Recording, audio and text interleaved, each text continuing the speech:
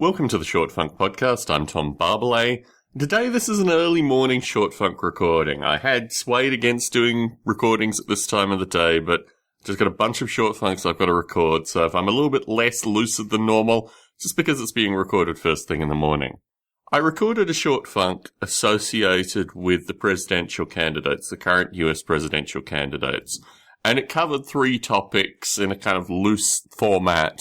But a number of the facts, or at least a number of the things that supported the stuff that I was talking about, dates were wrong, information was slightly wrong. It was just taken off the top of my head. So this is a rare set of short funk recordings that I've actually done some background research on. And while I'm not typically heavily burdened with regards to facts, because you find facts constantly change, there are always like at least 7 different facts associated with a variety of things. 3 of them are usually contradictory.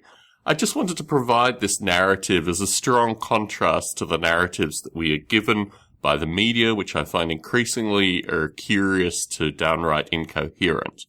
The first topic, which kind of leads into this broad set of discussions, is associated with the current US presidential candidates.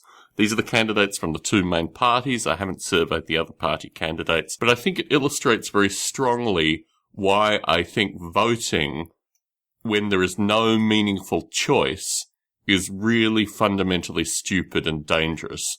Canada recently had an election, and a variety of my friends in Canada posted a variety of political related things. Even a model train manufacturer in Canada posted an image indicating that if the folks that used their products didn't go out and vote, that, there was something fundamentally wrong with them, like voting was meaningful and important.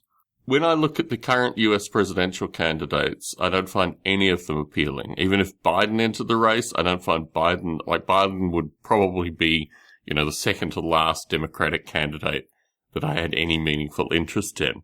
But the thing that always concerns me with these kind of elections is how much all the people involved agree. Like, there's a standard set of agreements that all these folks have, which seems to be mandated by their donors or mandated by their social groups or mandated by a variety of factors. And the topic that irks me the most, where there is complete agreement, almost complicity amongst all the political candidates, is associated with the ongoing bombing of Syria. Now, this year I've taken a relatively strange step. What I have done is looked at what I give federally in income tax and looked at minimizing that by donating to a wide variety of charities. And it's a practice that I think I'm going to continue next year and probably for years to come, while the US continues to fight these very curious proxy wars, in particular creating the humanitarian disaster that is Syria. What I'm going to do in future short funk recordings is outline 2 primary examples of the US's creation of an enemy. And I think I'm going to call these short funk podcasts, My Enemy's Enemy is My Future Enemy. Because I used to think that US foreign policy was based on my enemy's enemy is my friend, so let's send them all these guns and money and all this other stuff.